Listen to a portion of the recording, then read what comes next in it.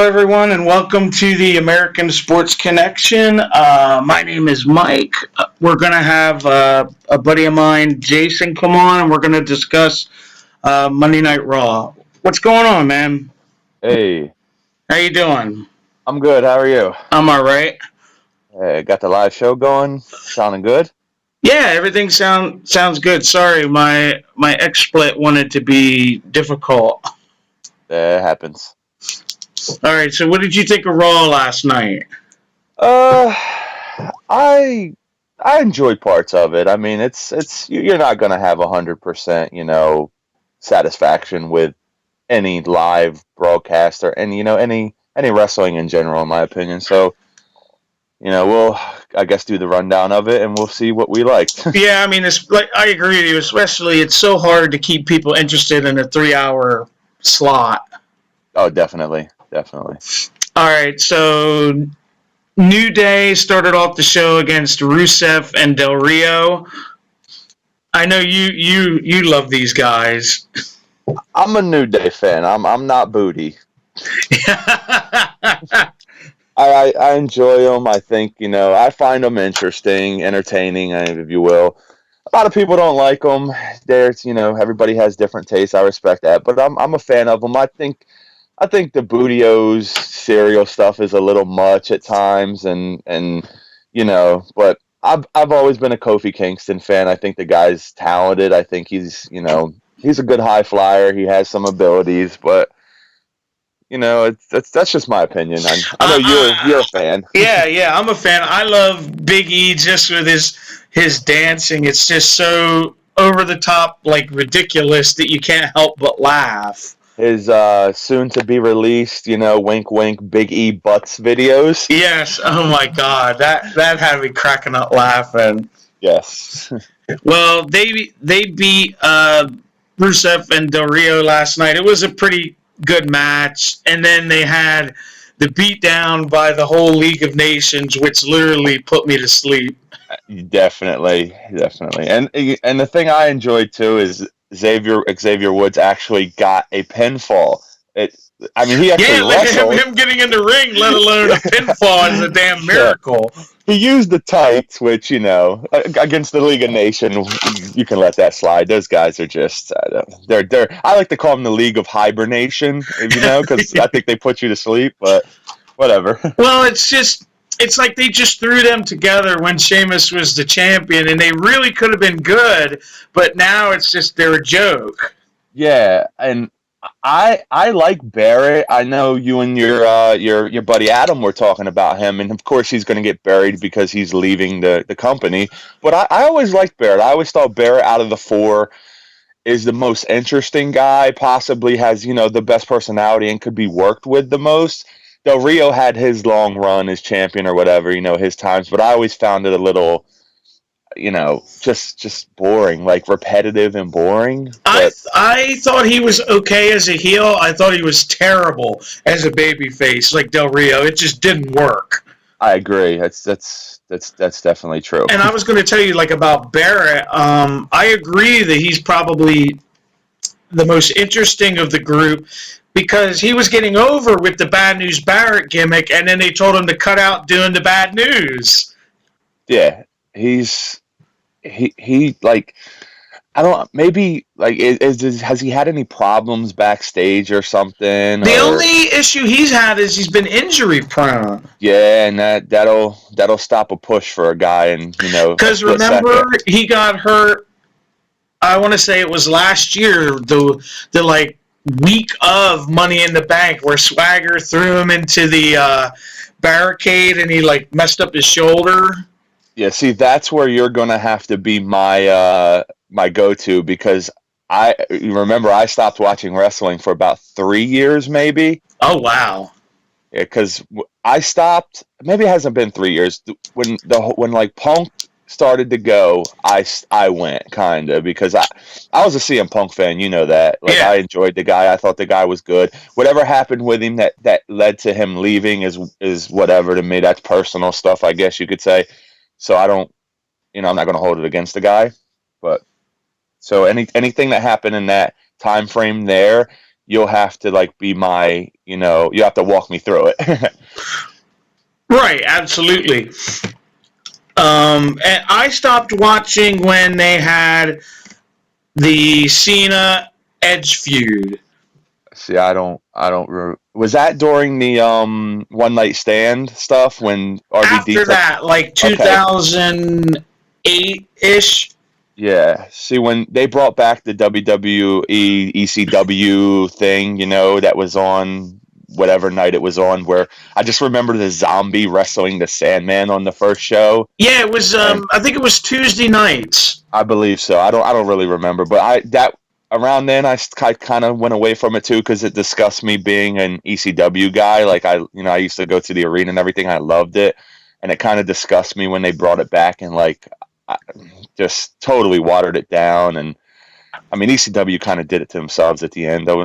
But Absolutely. All right, moving on. We had Dean Ambrose with his and Brock Lesnar with their promo.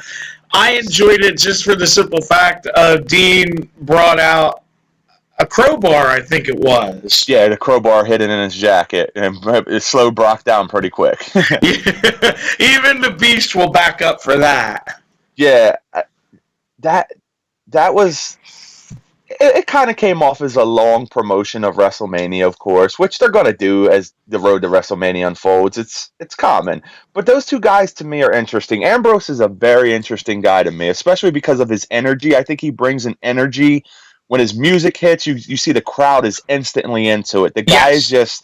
The guy is just a ball of psycho, a ball of maniac is what I'll call him because he doesn't care. They give him that whole, you can beat me down, but I'm gonna get back up every time gimmick, and it's cool. It's like the blue collar working man gimmick. The guy Like is just I always told you, he reminded me of a mix between Roddy Piper and Brian Pillman. That's fair. That's good. Yeah, he definitely has the crazy in him of Piper. Just when you think you know the answer, I changed the questions or something like that. That was Piper's whole Yeah, yeah, thing. yeah. Yeah, that's Ambrose in a nutshell, I guess you could say. I like the guy. He's a CZW guy. I mean, he came through that whole thing. Didn't like him when he first started in CZW. Definitely started to like him when you found out that he's a worker. He's a guy who's gonna put it all out there every night. Like he did. Like him and Triple H had a great match at Roadblock, in my opinion. Oh, And absolutely, and that's why like people are like, "Oh my God, Dean Ambrose is having a match," against Brock, no rules, street fight, and I'm like, well, if you followed his career, this is a walk in the park compared to some of the stuff he's done. if you followed his career, you would know that this was like a warm up for him for what he used to do. It's like the guy's a hardcore guy. That he's a Tournament of Death CZW veteran. It doesn't get any crazier than that. No, where you're taking light tubes to the head and those Yeah, types of things. the carpet strips or whatever with the Oh, nails in them, those things, dear and just God. glass and barbed wire and everything. Yeah, but he's definitely, and that whole thing was a good time filler. Raw tends to have some very bad time fillers, as we'll probably get into in a few more segments. But Yeah. yeah, that was a good one. Heyman, I'm a Heyman guy. I like Heyman. I've always enjoyed hearing him talk with Lesnar. He's a hell of a promoter, Mm-hmm. meaning not like he's a promoter of his guy he's with, and he seems to, other than Cesaro, he was with Cesaro, right? That's who they had trying to get him over for a while. Yeah. Yeah, other than Cesaro, he's been like a home run. But Cesaro, I think, is like a kind of a boring guy. Oh, absolutely. Very talented. He's super talented, and his personality finally started to come out, and then he got hurt. Yes, definitely. So it was, bad luck on his part. Moving on, it was Ryback versus Sin Cara in his fancy new black outfit. Yeah, his fancy. Yeah, that match. I'll let you talk about that one. It was just, it was filler. Yeah, There's nothing really exciting to talk about it. It was just watching Ryback, who I've always called, and I don't know if he is, a big steroid-looking guy. Yes. Just beating up on a little guy that really has like no meaning other than him challenging Sin Cara for the U.S. title, which to me is pointless. Yeah, the thing that killed me about that whole thing is when Ryback got the mic and he called himself a good big guy. There's nothing good about Ryback. The guy is not a good big guy. We've seen some good big guy wrestlers, and he is not one of them. Not even close. Yeah, and plus, he's dangerous with what he does. Oh, God. How many guys has he hurt? I've kind of lost track. Yeah, but like you said, that set up that match at Mania, which to me, on your average great WrestleMania card, I say average, but you know what I mean. I say average and great. They don't kind of fit together. But on your WrestleMania card that you come to expect, other than the one that The Miz headlined, that match should be a pre-show match. Like, they have like a 2-hour pre-show. Throw that match on the pre-show. I'd almost rather see the Andre the Giant Battle Royal on the full card than that match, than that U.S. title match. That's just my opinion. Yeah, it just has no interest to me at all. Me either. All right, then moving on, we had the promo with Steph and Hunter that Ziggler came out and interrupted, that Steph said that if Ziggler won his match tonight, he would get any match he wanted at WrestleMania minus the world title. Yeah. Well, what I'll say we'll talk about later on when we talk about that match. That promo was your typical Stephanie McMahon. Very annoying. She's just annoying. And I mean, that's what she's supposed to be, because she's in the authority. So she's doing her job. Yeah, she's, I guess you could say she's a good actress. But you pretty much gave the good rundown of that one. It was Ziggler being the everyman for, against his boss, the powers and everything, the authority. And it sets up Ziggler and Triple H later in the night. Yes. All right, moving on. Sami Zayn against The Miz. This wasn't too bad. Nah, The Miz works pretty well at times. I don't mind the guy. I think he's had the same gimmick for like a decade now or something. Has it really been that long? Maybe. Don't take my word for it. It's been a little while though. He's been around. We're in 2016, maybe 7 years, 8 years actually. I mean, he's been around for a while. Now that I think about it, I think that was when I stopped watching, when he was champion and headlined WrestleMania. Yeah, that turned me off to just wrestling as a whole. Right, and then during that match was when Kevin Owens was on commentary, which I find him to be hilarious when he does it. Yeah, Owens is a good guy. He's good for me. I like him. I enjoy him. I think he's funny at times. He can be a little annoying with the whole yelling at Michael Cole and the he's kind of a little over the top for me at times, but he works pretty well. He's putting on weight, which I think has slowed him down a little bit, but don't we all at times? Yeah, I think that's another thing I think that could potentially hurt him in the long run is, him not slimming down. Definitely, because when I actually just went back the other night and I watched his debut match in NXT, and he was pretty fast for a guy his size at the time. And he looked kind of cut for a big guy.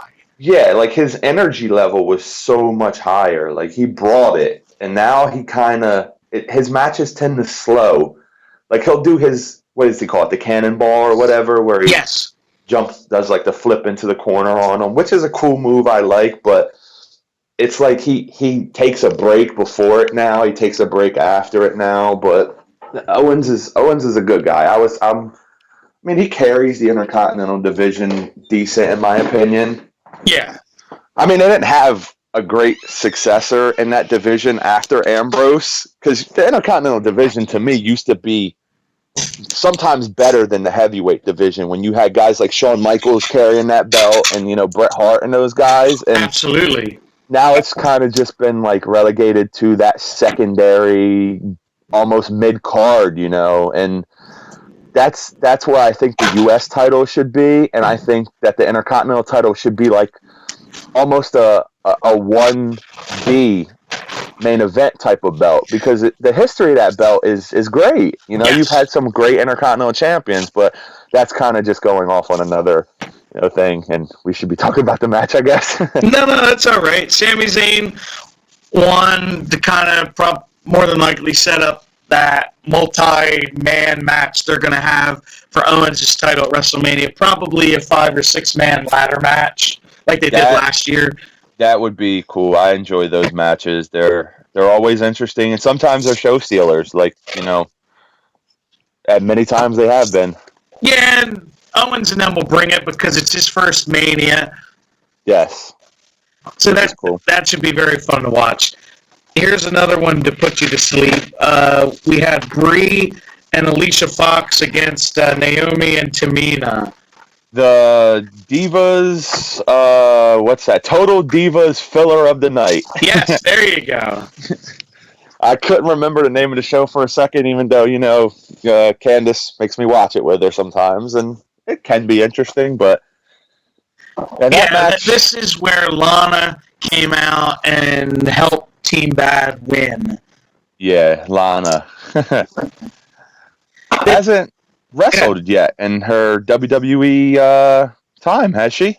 No, the way it's looking like they're setting up for a 6-woman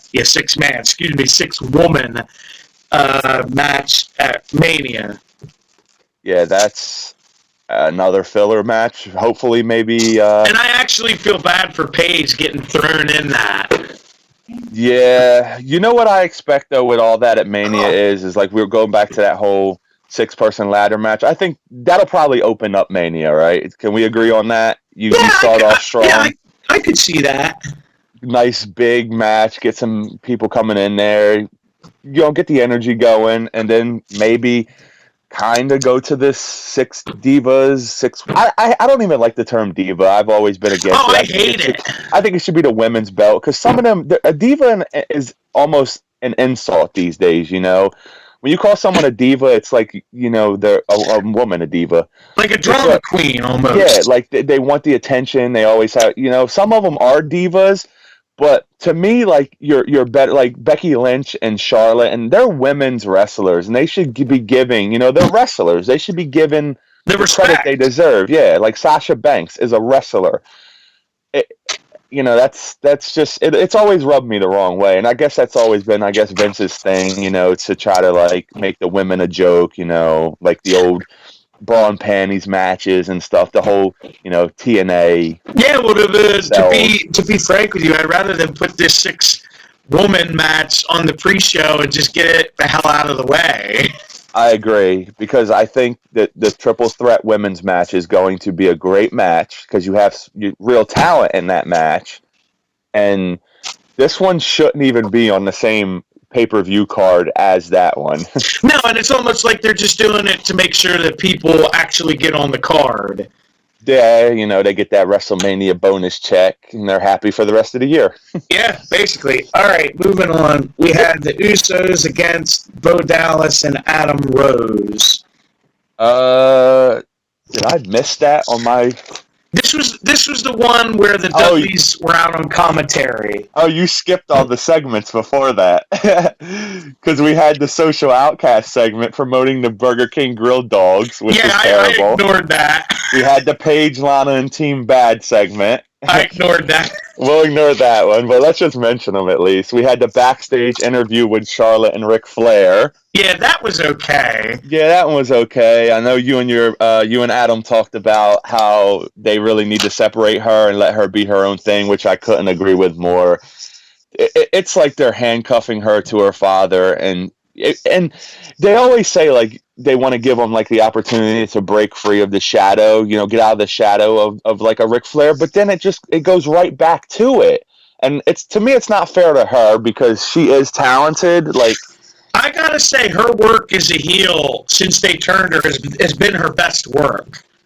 Yeah, some of it I don't care for. Not really for her. Like I didn't care for the whole mentioning that her brother passed away and Yes, stuff. But that was that she too. wasn't a heel at the time, so. But still, But yeah, and I'm like I don't necessarily care for how they had that short feud with her and Brie Bella, and they brought like Daniel Bryan into it. It was almost like they were using Bryan's injury and retirement to sell Brie, and yeah, and then which they nobody gave a damn about anyway. yeah, like calling their goat children of the future or whatever. It's yeah, Yeah, but that's pretty terrible. yeah. So the next match was The Usos against Bo Dallas and Adam Rose. yeah, very short match. 17 super kicks, I believe. It was they're trying to steal the Young Bucks gimmick, Yeah. and that was under 5 minutes, and it basically set up for the Usos and the Dudleys at WrestleMania. Yeah, I mean, we did get a bow train during the match, which is cool. Yeah, that was amusing. Yeah, Yeah, that was cool, but that match was just a quick one, short, like you said, set up the WrestleMania match between the Dudleys and the Usos, which we know the Dudleys are going to put them through a table at WrestleMania. I mean, they couldn't have set it up even more. We're not using tables anymore until WrestleMania, of course. yeah. Dudleys, who I love, been watching them since Bubba was stuttering in ECW. So Yeah, where they are, in my opinion, one of the greatest heel tag teams in getting heat. They can get people so angry. yeah, they used to get me angry when I was younger until I realized, like, hey, these guys are cool. Like I like heels. I enjoy being a fan of a heel wrestler. Absolutely. All right. Then the next segment was the one with Foley and Ambrose, where Yes. Foley gives him the barbed wire bat, which was really cool. Yes, the one where as soon as I saw that coming and he said, I have a gift for you, and then said bang bang, I told my friend Danielle, I said, barbed wire bat's coming out. Yeah, It has to you be. told me the same thing. Yeah, I told you as soon as the promo started, as soon as the thing started, I was like, barbed wire bat's coming out. It has to. And it's cool seeing that again, It's not going to get used at Mania, of course, but it was a cool little segment to bring Foley back on the TV, and It's going to be a prop barbed wire bat that really isn't barbed wire that they'll use. well, it always is the prop barbed wire when they've used it. It's just a dulled down. The barbs are like basically just like grinded off, I guess. If you get a close look at it, there is no point or whatever. And I mean, of course, when they used to use it in the past, the guy would blade or juice, whatever they call it, and that doesn't happen anymore. No. So, which we'll talk about in a little bit. Yeah. All right. Ziggler versus Triple H. This was a great match. I enjoyed it. I think Triple H is ring ready for Mania. There's no doubt about it. He looks good. Him and Ambrose had the good match at Roadblock. Him and Ziggler went pretty well last night, and it was a decent match. Like there was a few close falls for Ziggler, which is cool, And Ziggler, I've always thought Ziggler can wrestle. The guy's a decent wrestler. He's been kind of stuck with the same gimmick since he, left the Spirit Squad and redid himself and everything. But yeah, the show off gimmick. Yeah, the show off gimmick. He's always been decent. Like I didn't care for him when he had what's her name, Vicky Guerrero with him or whatever. Yeah. I didn't care for that whole time, but I've always thought Ziggler's worked well. It seems like he'll do what the company wants done too. Like he doesn't have any problem putting a guy over or any of that stuff. Right. But it was a good match. It was good. And then at the end of that, Roman Reigns come out and just beat the ever-living dog snot out of Triple H. Yeah. Busted him wide open on the side of his head, which I thought might have been another work, another handed blood capsule, if you will, from Saxton. But I read it wasn't. They said, yeah. I was going to say I saw pictures online. And he had to get 6 staples in the side of his head. Yeah. Did you see the staples in his head yet? No. So maybe we should wait and see if it's really a cut. You know what I mean? Absolutely, I get what you're saying. I mean, I'm not saying I don't believe that he got cut and hit. Accidents happen. He got hit in the head with what looked to be like a box to some kind of electrical equipment or something. Maybe like a monitor box or something, a Yeah. case. Yeah, but that I see. I've had two moments. You know, I hate Roman Reigns' character. I don't like the guy. I've said it. I think you agree. I think he's boring. He's terrible on the mic. He's not a very good wrestler. Mm-mm. He's Vince's guy. He has the look, you know, and when you throw up the quotes, the look. Two moments that I've actually not had a problem with him though is what was it? The one pay-per-view, was it TLC when he went insane? The December one, That's TLC, right? I believe Yeah, so. yeah, December is TLC. And then last night, I didn't mind him. Like, I like when you just kind of let his personality go to the back and just make him crazy. Yeah, Just like want this to, silent, like crazy person. yeah, just because he's a big guy. He's intimidating. Why not make him come off as that, where he can just wreck a guy like he did last night? Yeah, and where it basically took his family members to stop him. Yeah, a couple friends, Mark Henry, who if he tried to grab me and stop me, I'd be afraid too. Yeah. But yeah, that guy's intimidating as well. But can I mention one more thing about that whole segment? Sure. JBL is annoying. The guy is a flip flopper. Like, is he a heel announcer or is he a face announcer? I know. Because It's like it depends on the situation. yeah, I don't get it. Like him and Byron Saxton. Like Saxton, I kind of like. He's okay, I guess. And but like Cole and JBL during big moments tend to just make me scratch my head. It's like, what are they talking about? Like, who are they? Like every segment, they seem to, especially JBL, seems to be a different announcer. Like he'll love a heel, he'll hate a heel, he'll love another heel, he'll hate this heel, and then he'll love this heel. It's confusing to me at times. Yeah. Absolutely, I agree with you. All right, moving on.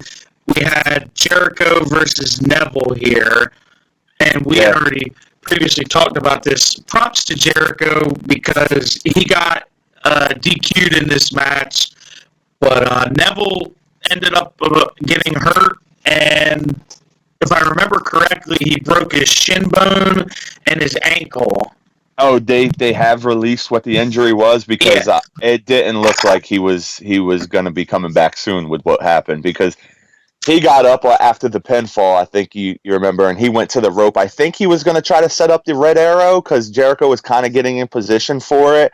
And when he went to grab the rope to go to the outside, he just went down. Like he was done. Yeah. And you could hear him asking him if he was okay, as he was okay, and then he pushed the ref, Charles Robinson, and he said he's hurt. You could hear him yell that, and I think they kind of pulled the mic back a bit, like maybe turned it down to where you couldn't really hear much anymore. Yeah. And I think Jericho, to me, looked like he was legitimately angry at Charles Robinson for not counting that 3. Yes. The roll-up, I think, is what happened right before I believe you're right. Yeah, he looked like he was angry for not counting that 3, and it wasn't a very good job by the ref, I guess. I mean, it's I guess speculation right now as to what happened because we don't really know if maybe they wanted that to happen, make it look like, But Jericho being the super heel that he's becoming definitely would not have said he's hurt and been angry. That doesn't fall in line with his gimmick now. So, but kudos to him for, caring about his coworker, which is always a cool thing to see because I have some guys, I guess, that just don't give a crap. Just want to go over at anybody's expense. But Jericho's a good worker. I like the heel. I like the heel thing. I thought he was good on Roadblock in Canada. Jericho much better. Yeah. And then I think he cut like a promo or something along those lines, and then AJ Styles came out. Yeah, AJ came out and hit his forearm move. I don't even remember the name of it. I don't know, but he just phenomenal smashes their forearm or something. Yeah, he just like smashes you in the face. Mm-hmm. Yeah, kind of. kind of disappointed that they didn't use him a little bit more last night. Maybe have him wrestle last I night agree. because he hasn't wrestled. He didn't wrestle at Roadblock, right? No.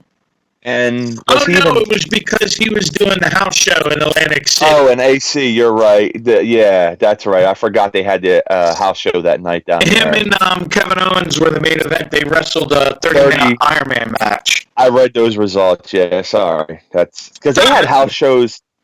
Oh, that was Sunday night. They had the double house show, right? And Erie and Hershey were the two house shows. They had a double one Saturday, too. They had Roadblock in Toronto, and they were in Atlantic City. Atlantic City. Night. Yeah, because me and Candace were talking about going, but we ended up going to Monster Mania in Cherry Hill, which is our thing. Yeah, but, your thing. Yeah, all right. All right, now moving on, the last segment of the evening was with Taker, Shane, and Vince.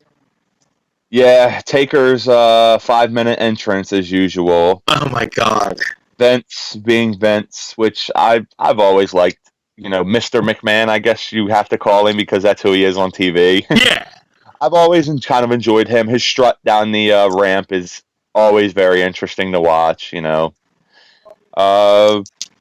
mean, you're probably better hitting on this whole thing than me because I don't exactly think it's great, these promos and these building up into the match. Yeah. But I noticed Shane stumbling a lot with what he was trying to say. And he also throws the worst punches in WWE. when he gets Taker into the corner and he pummels him, it's not very good if you ask me. Well, and the other thing that kind of set everything off was Shane was like, I'm Vince's dad, but you're Vince's bitch. Yeah, well, I'm his son. You're his bitch. Yeah, that's what I meant to say. Excuse me. The funny thing is I was thinking last night when that whole thing was happening. This is kind of go a little bit off subject, but have you ever watched the NXT show? What's it called? The behind the scenes show where it shows you like they're on the road and they're training and everything. Breaking Ground. Yes, thank you. If you ever watched Breaking Ground, Prince Albert, Matt Bloom, tells Tino Sabatelli, if you can't throw a strike, Vince McMahon will never use you. Unless you're his son, apparently. Because of course. Yeah, because Shane McMahon cannot throw a good punch. Like, they look bad. And if I was producing that show, I would tell the camera, try to get away from it as much as you can. Pull back a bit.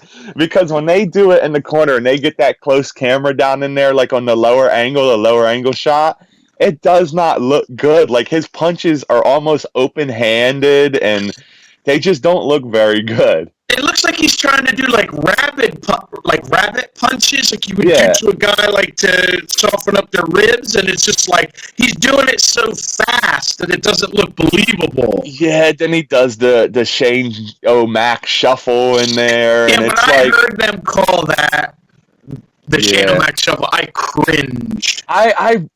I want to, he puts his body out there, he'll do whatever. Oh, I respect him.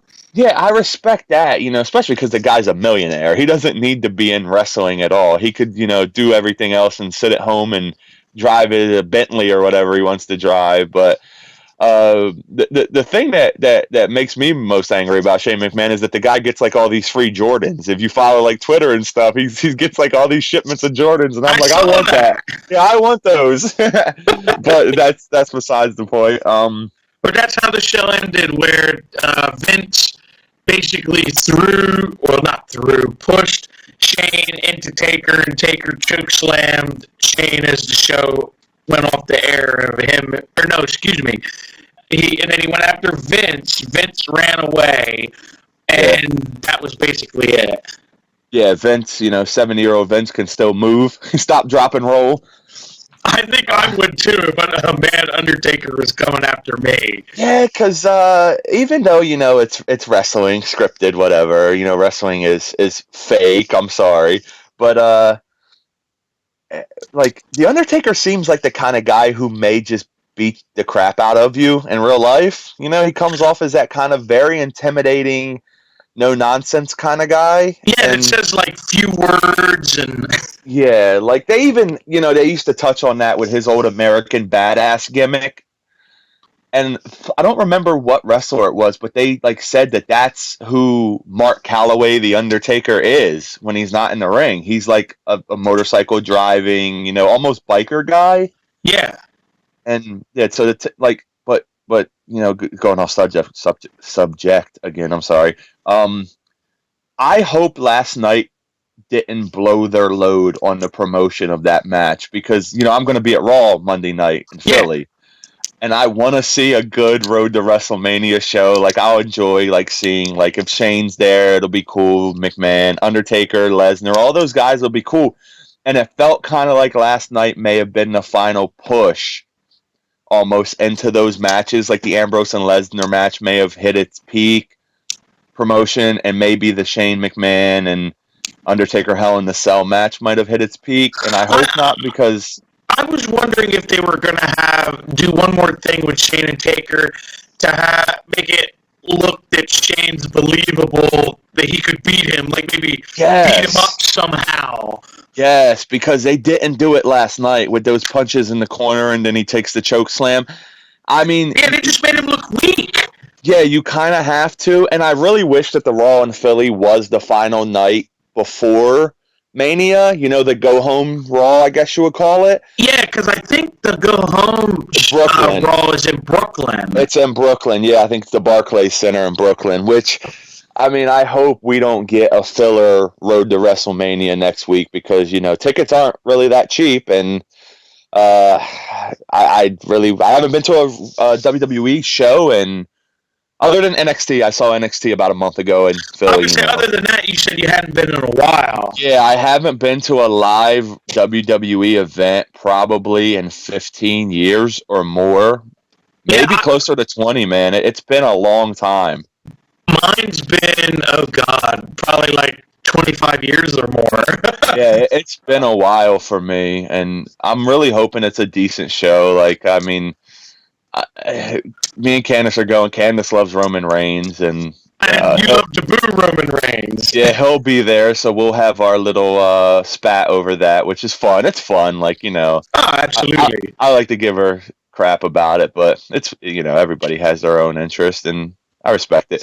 Well, and then the other thing I wanted to bring up that he wasn't on the show was Bray Wyatt and the Wyatts. Yeah, not a single word spoken about him, was there? Nope. So it makes me wonder if the rumors of his back injury are really, that it's as bad as what they're talking.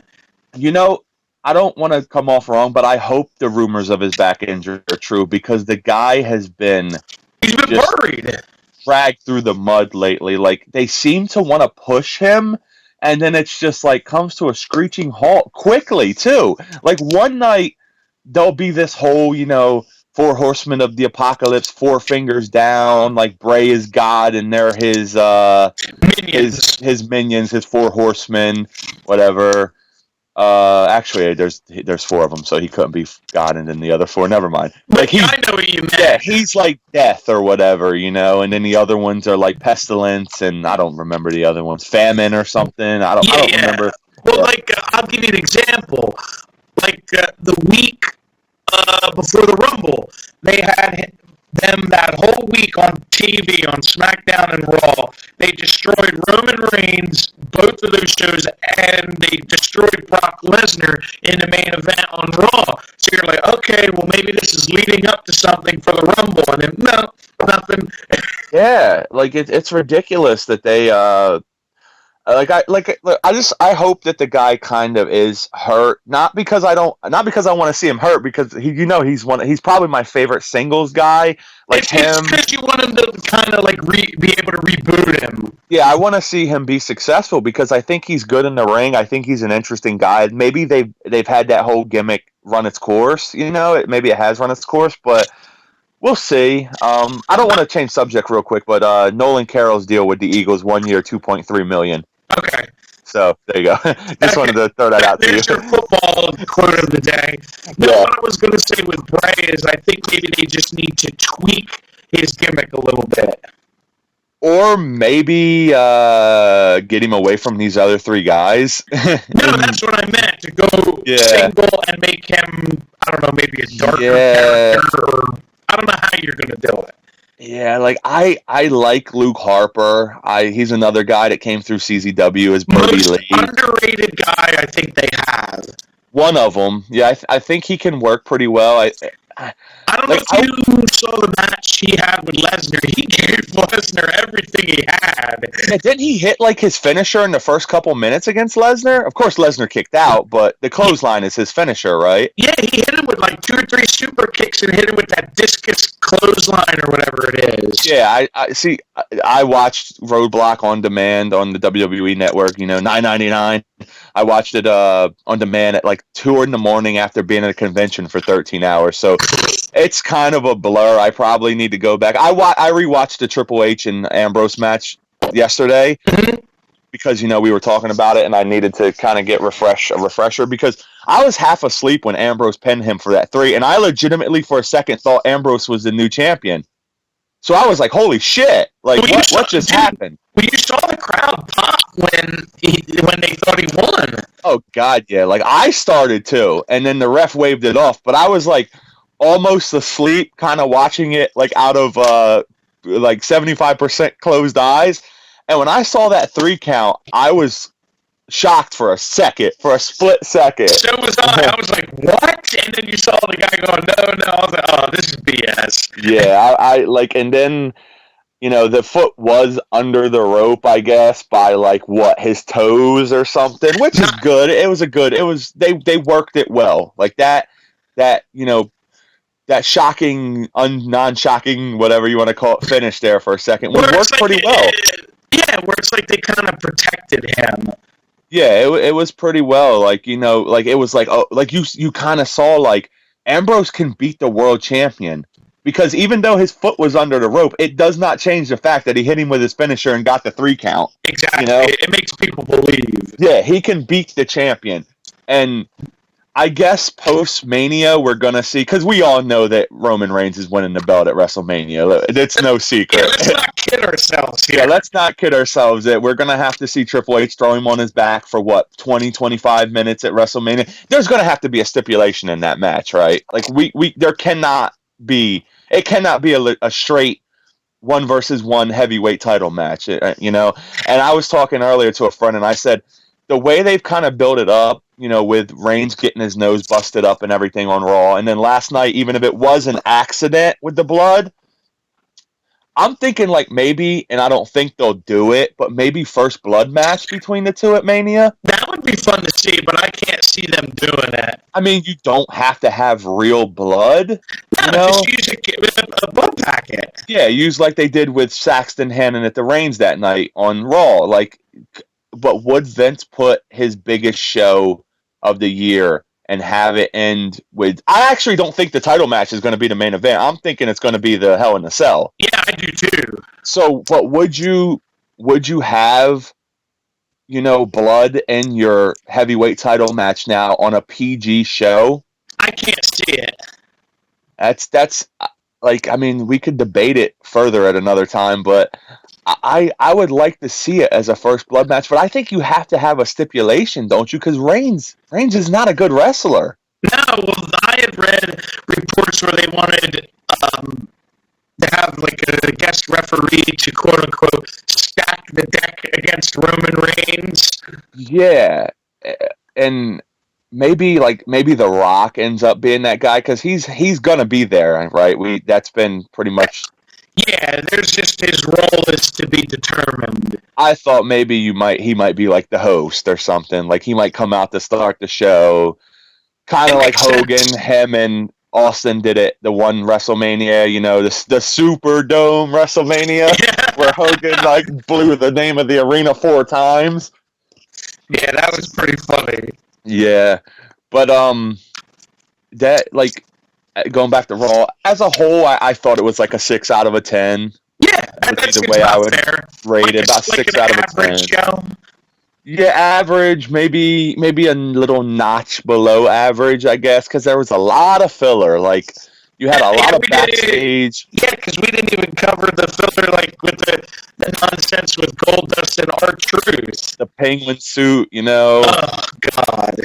It's that has kind of just it bores me already. Like, it's only been going on for what, like 3 or 4 Raws now, which actually 3 or 4, now thinking about it, may be a lot, but that's a month worth of building something up. And I don't watch SmackDown often. Honest, I'll admit. I normally don't, but I'll read the spoilers when they do them, to see if there's anything that would keep my interest. Yeah, like I'll read the spoilers on Tuesday night when it actually is over. I'll just pop online.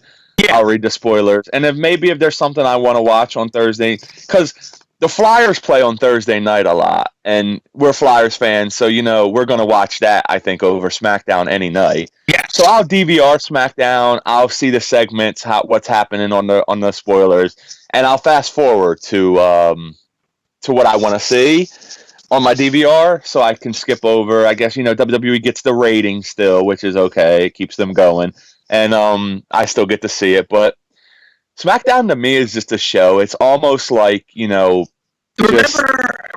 how they were saying when they were going to move it to USA, they were going to make it important and all this other stuff, and now they just did exactly what I expected them to do. Go right back to the way it was. Yeah, it kind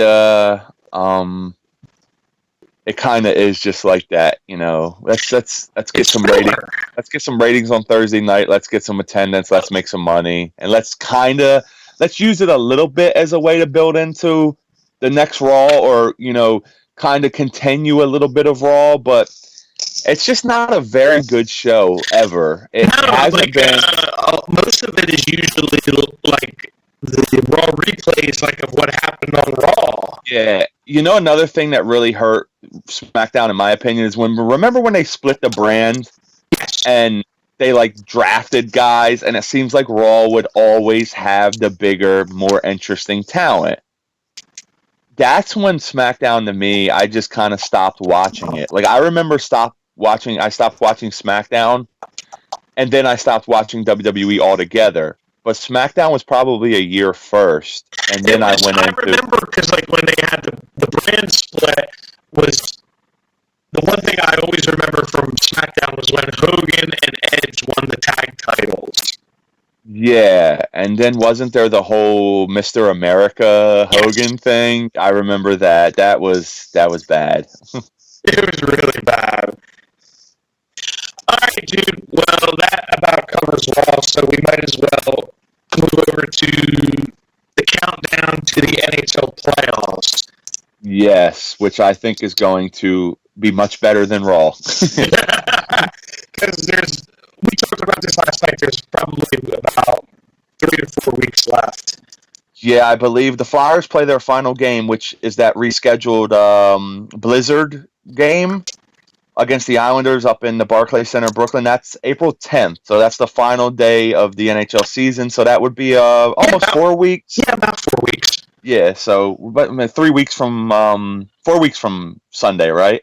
Something like that. That sounds about right. They have 15 games remaining. That's the easiest way to say it. That's the easiest way to figure it out. Yeah, so we'll say about 30 days left in the season or so, whatever. Yeah, I had wrote these down as of right now. As obviously things can change. In the East, the matchups would be the Caps against the Red Wings, which would be interesting. I think that would be a great series. It would be fun to watch. Absolutely. Yeah. The other one would be the Rangers versus Pittsburgh. Another really good series. The next would be the Islanders and the Panthers. I think you have a dark horse series there, because I honestly like the Florida Panthers. I think that they're a team to watch in the playoffs. They have a great goalie, in my opinion. Luongo, getting a little old. I still think he has it. They have a good mix of young, very good talent and veterans. Like Yager. Yeah, Yager. Trade deadline pickups are definitely going to help them down the stretch.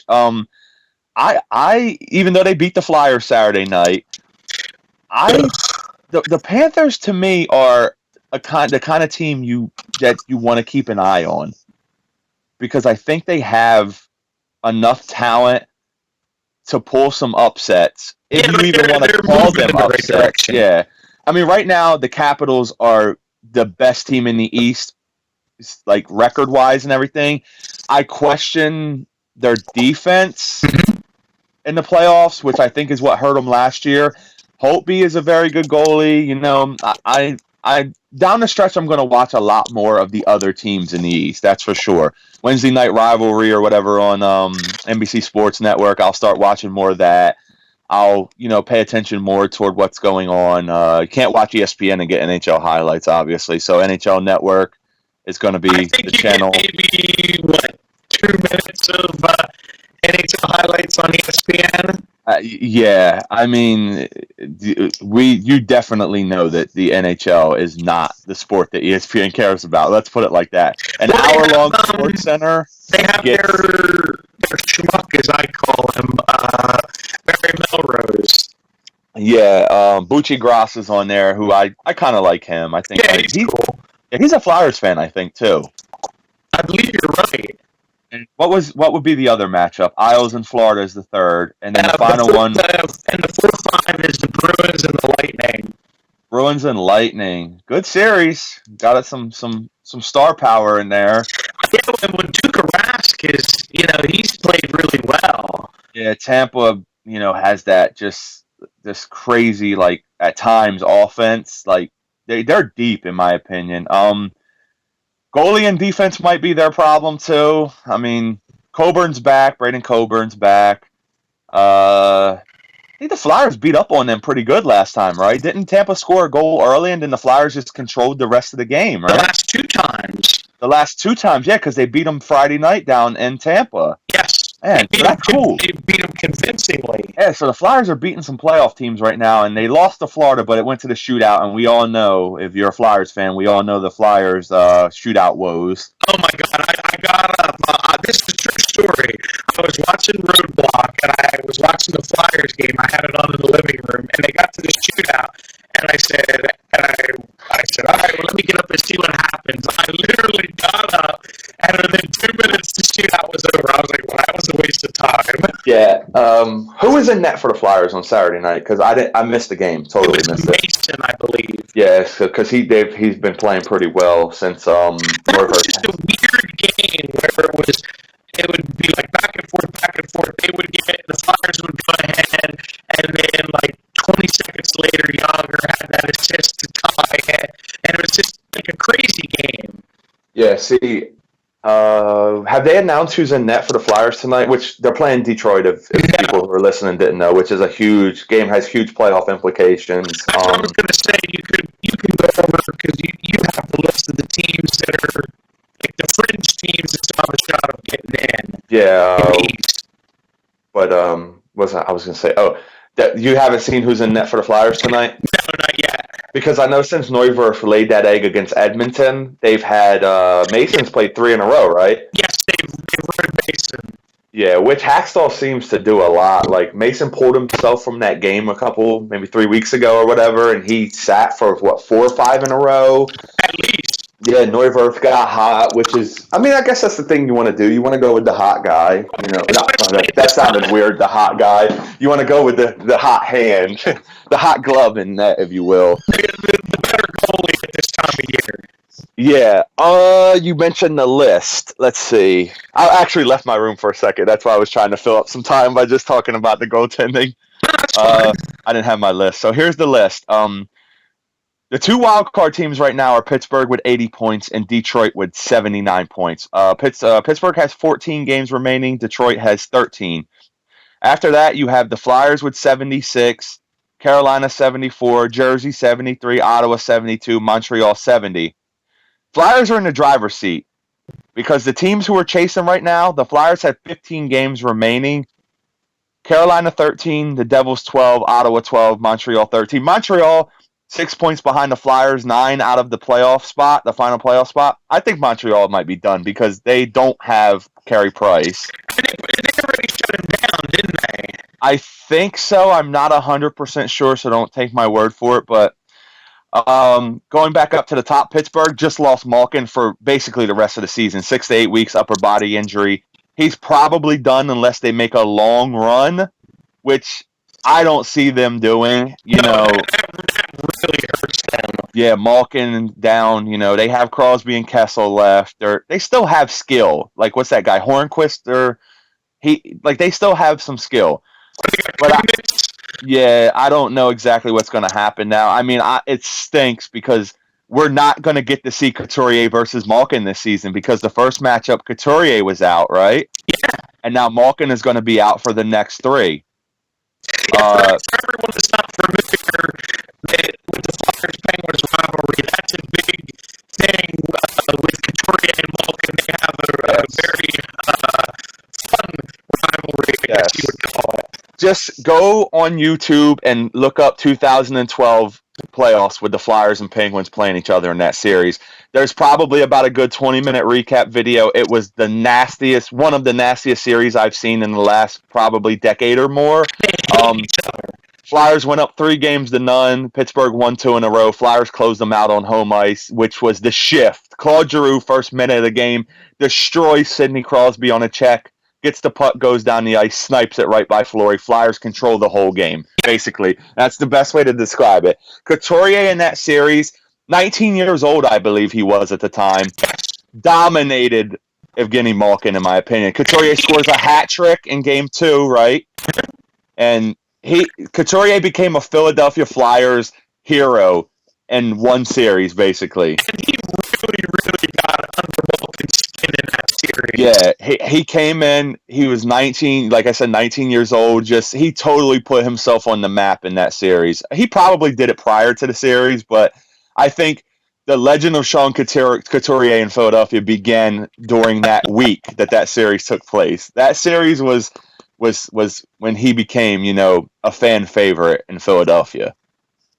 So it should be a fun, trip the rest of the way because the Flyers will play Pittsburgh 3 times. Yeah, twice at home. Saturday at home, 1:00 is the first meeting in Philadelphia between the two this season. Don't know if it's on national TV or not. It'll probably be a game worth watching. If you're an NHL fan, if you love not brutal, I can't say brutal because they don't really do it much anymore, but if you love rivalry hockey, it doesn't get much better than the Flyers and Penguins right now. Hate each other. Coming up right now, I mean, if people are watching TV, let me actually just scroll through my guide right now. Just take a second if you don't mind. I want to see because tonight Red Wings and Flyers tonight on NBC Sports Network. There's a great game. Tomorrow night at 8, NBC Sports Network, Flyers and Blackhawks. And then Saturday, like I said, I don't know if that game is national or not. I'm going to actually look it up right now and see. If you want to see some Flyers hockey, if you're out of our market, some good Flyers playoff implication hockey. 1 second. I'm checking to see if it's on national TV because I know it's local for us. Don't think it is. So the Penguins and Flyers Saturday at 1:00 isn't going to be able to be seen by anybody unless you're in the two markets, or if you have NHL Center Ice or Game Center Live or whatever it's called. Right. But the Flyers play Detroit again April 6th in Detroit. That's another big one for the playoff. Flyers play these playoff teams and the teams fighting and chasing down the stretch. Yeah, they control their own destiny. Yeah, like they play the Islanders 2 more times. They play the Islanders Monday, and then they play them again in the final game of the season, which we were talking about earlier. Pittsburgh 3 times, Detroit twice. The good thing is, too, the Flyers have been playing well against these playoff teams. As Flyers fans, we know that the Flyers tend to play their best hockey against good teams and their worst hockey against bad teams. And they really beat up on Tampa Bay those 2 games. Yeah. Voracek, I saw, was skating a bit yesterday. I don't know if he's skating full when he's coming back. I know that there's not a chance that he goes tonight against Detroit. Probably won't go tomorrow night against Chicago. Saturday, I would guess, would be the game where he would definitely want to be back against Pittsburgh. Right. So, but right now, do you have the East? The East matchups we talked about were Caps, Wings, Rangers, Pittsburgh. These are all going to change, in my opinion. Right. I don't think any of these matchups are going to actually. Maybe the 4-5 may stay the same, but I don't think any of or maybe the 3-6, but I don't think the 1-8 and 2-7 series are going to stay the same at all. I think the Caps are going to stay as the 1, right? Yeah. And the Rangers are going to stay as the 2. I think that'll happen. But I think you might end up seeing Rangers Flyers first round, which would be great to get some revenge on them from a couple years back. Oh, that would be wonderful. And I think you could see Caps Flyers, which they have a nice history in the playoffs as well. Basically, any series that we see in the first round with the 1-8, 2-7 could be upset series, I think, in my opinion. I always think in the NHL it's more so than any other league, really. Yeah, definitely. Because the grueling season, you don't know, who's going to... Like, look at the Flyers that one year, dude. Boucher makes a save in a shootout to save their season. They end up in the Stanley Cup Finals. They're the last team in the playoffs, and they end up in the finals and give the Chicago Blackhawks a run, 2010. Yeah, they gave them everything they could handle. Yeah, that team I thought was the team of destiny because they come back down 3-0 in a series against Boston and win the series 3-0 in Game 7. They come back and they win. Yeah. Yeah. So that was too. What was that? I said I did as well that year. Yeah, that was the Laviolette timeout game. 3-0 calls the timeout. Flyers, I think it was Van Riemsdyk, scored a goal like right after the timeout. Mm-hmm. And that game totally changes. Gagne scores the winner in the third period. The craziest series I've ever seen. Yeah. All right, now moving on, excuse me, for the West matchups as of this moment, as like we said, they're all could change, is absolutely. The Dallas Stars against the Minnesota Wild. Because the Avs are basically tied for the final spot, but they have one less game played, or one more game played. Yes. The Wild have a game in hand. So that series right there, I don't know. Like the West, I'm not as familiar with, obviously, but I watch as much as I can when I can, as much as I can. So.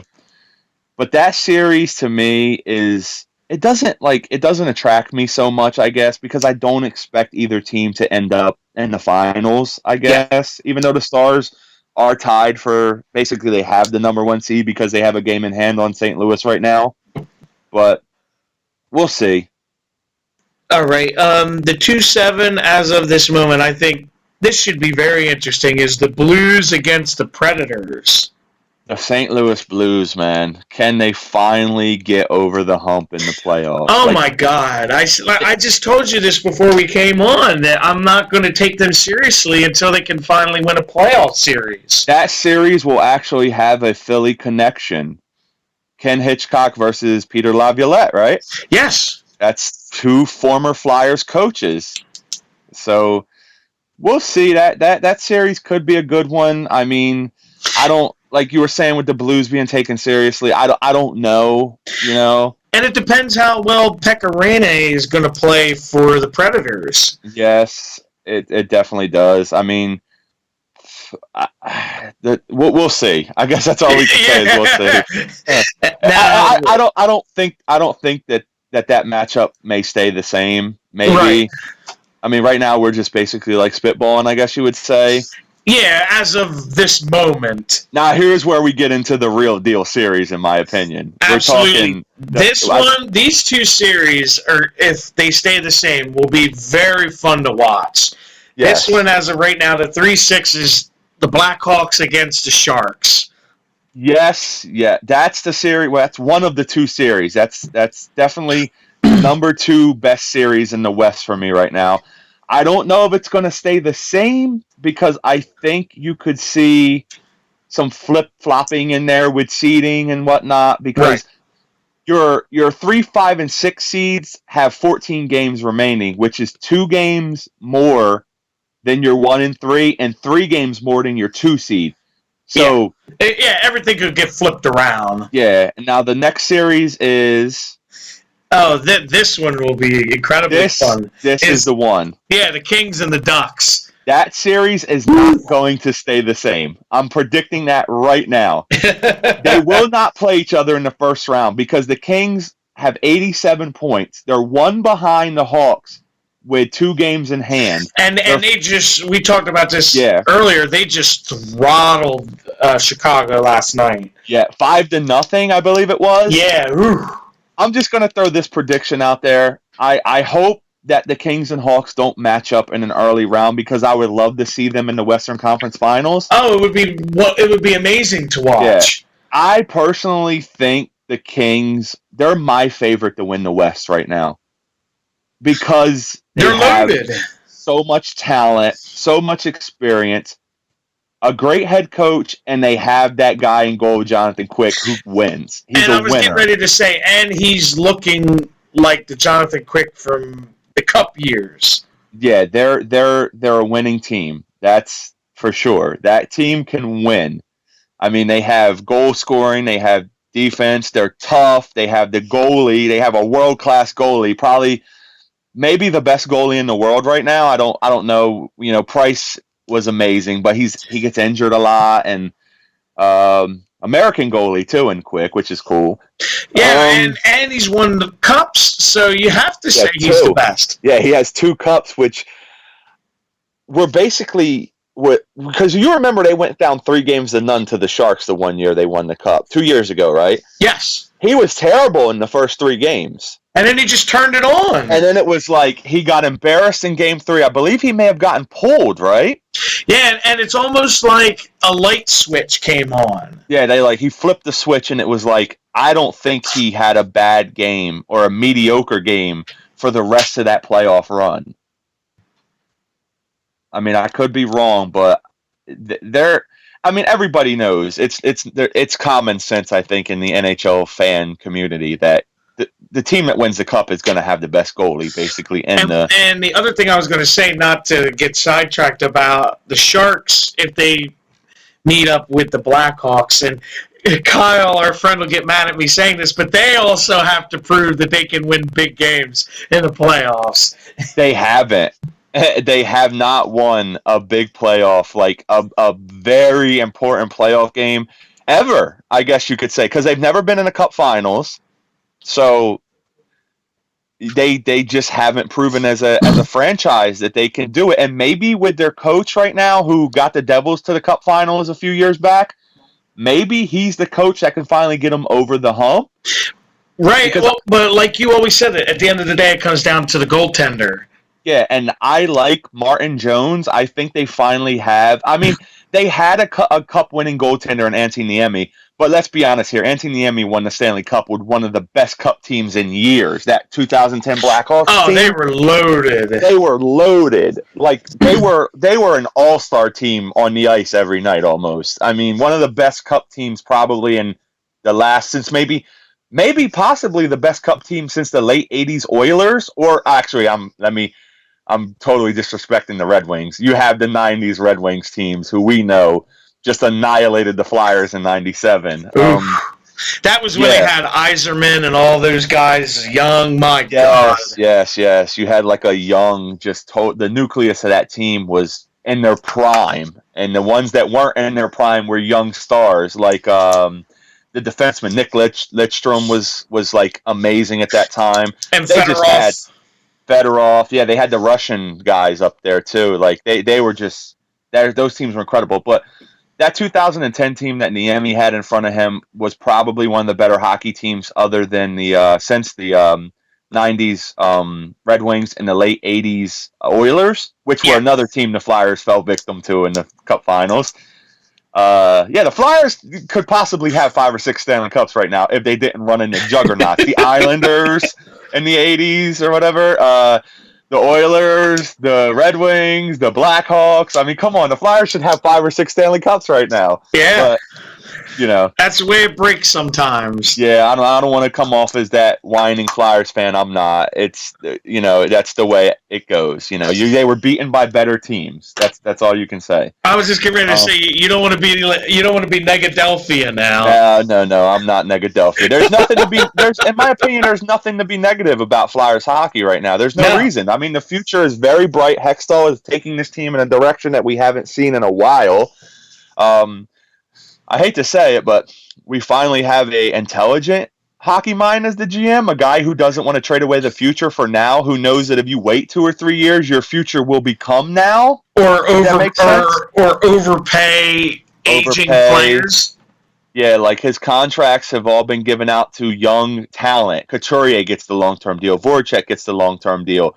You know, he even didn't. They only gave what Del Zotto a 2-year deal, Yes. which is I think is going to hurt the Flyers down the stretch not having him in the lineup. But You got to whatever. make do with what you have. Yeah, thankfully, the phenom Shane Gostisbehere, the Ghost Bear, has stepped up and as I am he has 15 goals, right? And every one of them has either been a game tying, game leading, or game winning goal, Yes, right? I've never seen a player that has ever done that.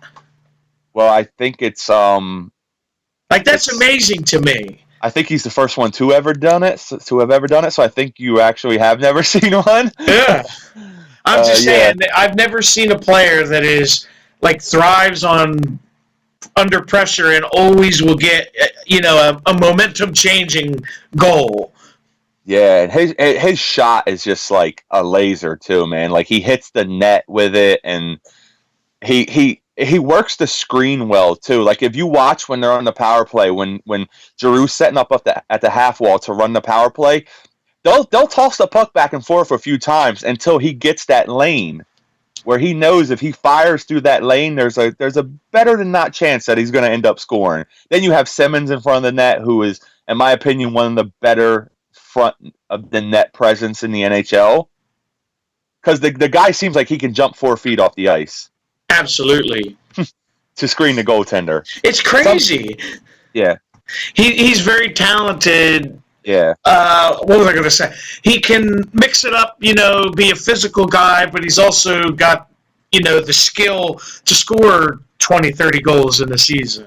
Absolutely. He's your kind of guy where he's a multi-tool player. Like he fights well.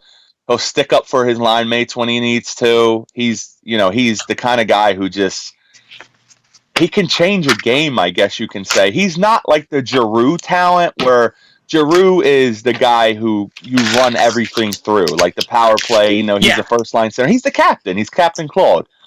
But Simmons he wears the A and he wears it very well. He's the kind of guy that I would love to see play the rest of his career in orange and black. And I hope I get to see him play the rest of his career. Because remember we talked about how there was all those Montreal Canadiens rumors, and it pissed me off because it would be a shame not to see him I'm play a with big the Flyers. Simmons fan, so you know how that goes. Absolutely. Well, look, we're going to get out of here. So thank you, everyone, for listening. Don't forget to hit the like button, subscribe, and I will see you next time. Take care now. Bye-bye.